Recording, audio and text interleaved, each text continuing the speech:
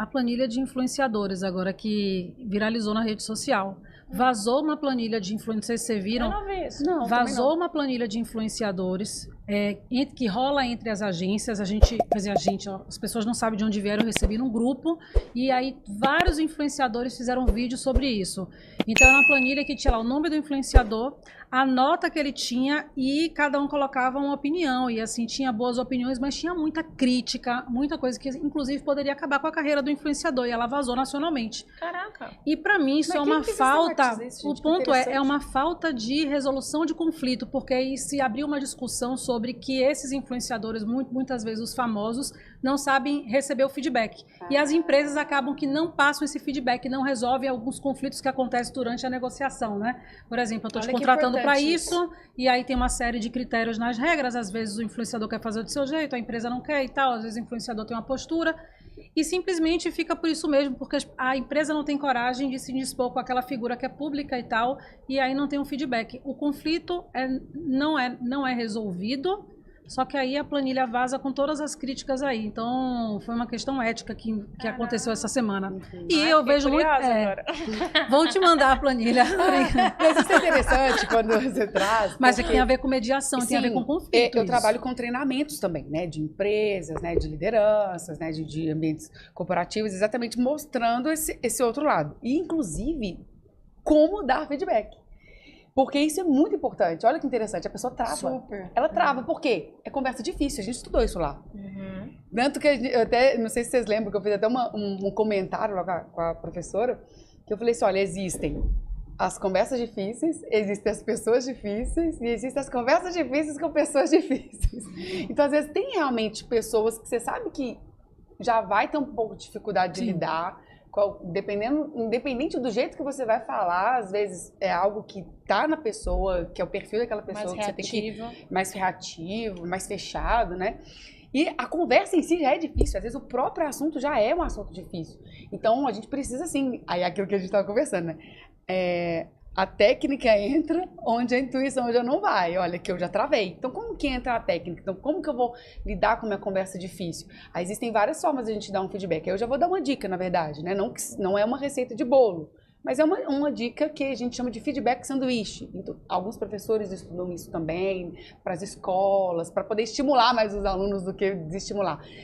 De você perceber uma qualidade, perceber algo que é de potencial naquela pessoa que você vai dar feedback, algo de muito interessante. Então, você já começa, primeiro, com algo muito positivo, né? Olha, percebo que você é muito bom nisso que você faz. A gente tem recebido muitos elogios nesse sentido com relação a você. Isso aí é algo que faz com que a gente queira ter você aqui na nossa agência, né? Não sei se é nesse sentido, né?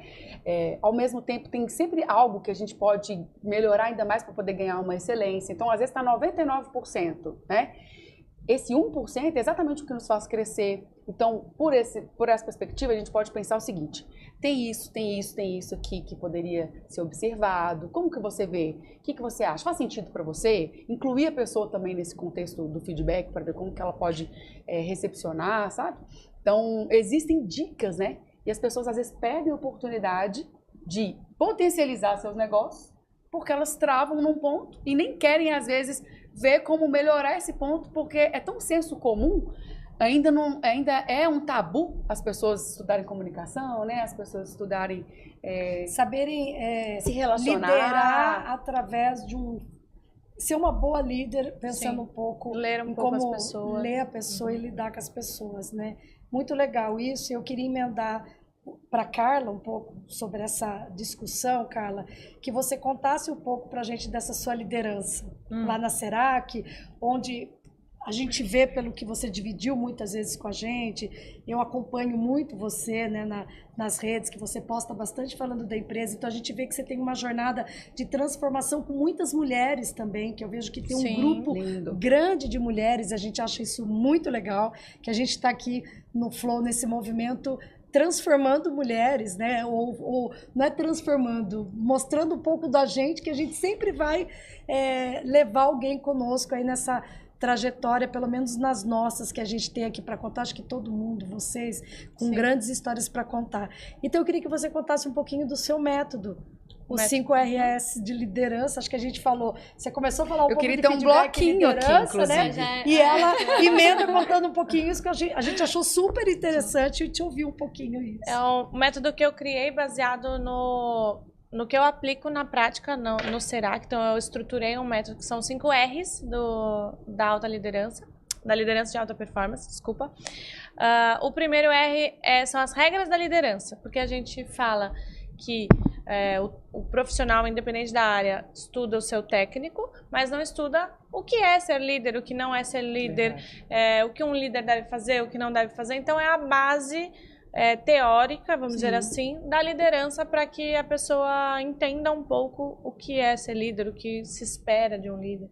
Por exemplo, uma das medidas mais importantes é a influência que aquele líder faz sobre as pessoas, para que elas tenham uma referência, elas fazerem o que ele precisa. Então, essa influência. Quando eu falo assim, a gente fala de influenciadores digitais, eles são líderes digitais, que eles fazem as pessoas comprarem, eles fazem as pessoas curtirem, eles fazem muita coisa, a influência na liderança. O segundo R é responsabilidade, porque eu ensino que se pessoas é um dos principais custos de uma empresa, você precisa ter alguém responsável em olhar as pessoas. Não necessariamente porque é o bonitinho do RH, as coisas fofinhas que o RH faz, mas sim por conta de produtividade, lucratividade, se as pessoas estão entregando o que elas deveriam entregar. Então, papel importante. Um papel super importante. Né? Então, eu falo que o RH tem que gostar de gente, mas tem que gostar de lucro também. Então, como que uma pessoa que gere pessoas precisa analisar números para realmente ter as informações para gerir aquela empresa como um todo, né?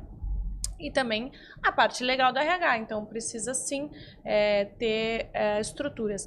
Esse método, ele serve para pequenas, médias e grandes empresas, porque você pode ter uma pessoa responsável, você pode ter um RH gigantesco, você pode ter um RH médio, então você tem que ter. E quando a gente fala também de empreendedorismo, às vezes tem um sócio, sei lá, são 2 sócios. Um é melhor com pessoas. Então, nas atribuições desse sócio, tem que ser cuidar das pessoas e pensar nisso. O terceiro R é o R do recrutamento. Então, como que você atrai os talentos. E aí tem diversos jeitos diferentes hoje em dia, né? Você está nas redes sociais, por exemplo, você, empresário, já pensou que o seu Instagram não é só para cliente, é para também colaboradores que podem querer gostar do seu conteúdo e querer trabalhar com você. Então, muita gente vem nos procurar porque o que vê das redes sociais. Esse é um dos... E aí, todo o passo a passo de recrutamento. O quarto R é o meu R favorito, que é o de retenção. Então, toda a parte de cultura organizacional, de desenvolvimento, de feedbacks, de pesquisa de satisfação para entender os colaboradores, toda a parte para reter o colaborador, para ele não ir embora por causa de R$50. Que é uma coisa que existe muito, né? Hoje em dia, se você falar com empresários, tá difícil de contratar e tá difícil de manter porque a concorrência é muito grande, etc. Então, se você tem técnicas, você consegue ir estruturando. E o último R é o R da conversa difícil, que é o da rescisão, que a demissão também é um processo de gestão para você tirar um laranja podre, para você ter indicadores para mostrar para ele que você não chegou onde eu precisava que você chegasse, para você acabar com a dó de demitir. Então as pessoas têm essa dó de demitir, então precisam ter essa conversa difícil.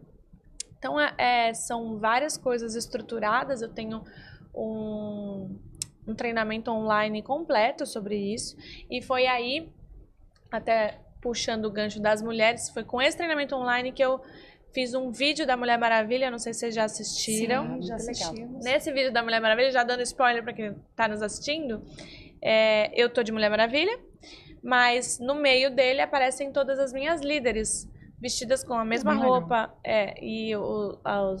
cada uma com o seu biotipo, cada um com a sua história, cada uma com a sua vida, mas para demonstrar ali, mas são as minhas líderes, são as líderes da minha empresa.